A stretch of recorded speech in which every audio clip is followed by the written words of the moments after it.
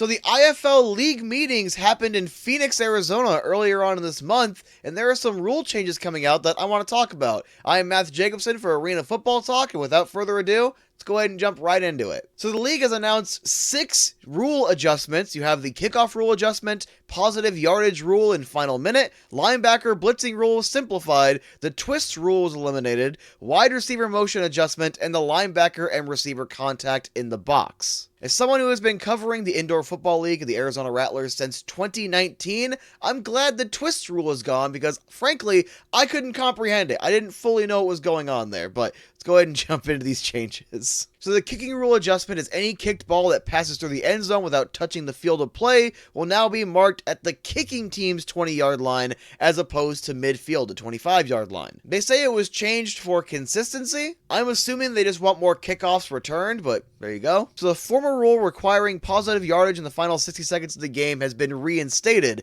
So if a team is leading by 14 points or fewer and has possession of the football during the last minute, they must gain positive yardage, otherwise the clock will stop. I actually kind of like that rule because it's going to make games even more exciting. I've already seen a handful of games, even just last year, but over the years of covering indoor football, of seeing these games just get closer and closer at the very end, seeing games swing at the last minute. So obviously it is the smart thing to try to drain the clock out. They're trying to remove that so that way you still have to play football, and I like that. I like competition until the end, especially if you're only up by one score. Like, yes, it is the smart thing to just kneel or just kind of run to the line of scrimmage and, hey, the clock's going to run anyway, make them waste their timeouts. No, essentially you get built-in timeouts, so you have to kind of factor that in. But then again, if you just run for 1 or 2 yards, you're still going to end up draining the clock. You just got to actually run a play. So the linebacker blitzing rule. The league has eliminated the restriction on linebackers blitzing outside of the alley. A linebacker who declares a blitz may now rush from inside or outside the alley. Simplifying rules are probably better, so probably a good change. The twist rule being eliminated, like I said, and I will fully admit, I couldn't really comprehend what the twist was,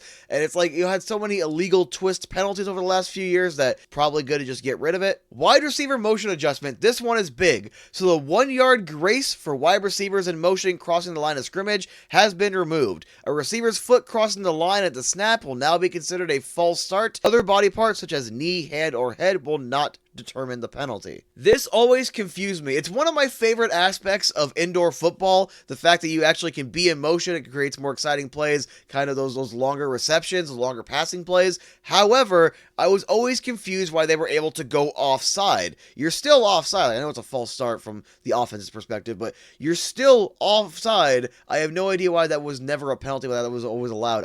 I never liked it because it always made it look like they're going to throw a flag like every third or fourth play. So I do think it's a good rule because you can still be in motion, just hike the dang football before someone goes across the line. And finally, the linebacker and receiver contact in the box. The rule prohibiting illegal contact between linebackers and wide receivers inside the box has been removed. Contact within this area has now been deemed legal. From what I can tell by that wording, that's going to be a pro-defensive change for a change. So, hey, solid, I guess. IFL Commissioner Todd Tryon had this to say about the rule changes. These rule changes reflect the league's ongoing commitment to maintaining the high energy and excitement that define the Indoor Football League, while also ensuring fairness and clarity in gameplay. We're never satisfied. We, as a league, are always looking for ways to get better. We are continuously striving for improvements and growth in every aspect. I like that. I like that quote. I like the mindset behind the changes, trying to keep the game as competitive as possible. And I do think most of these changes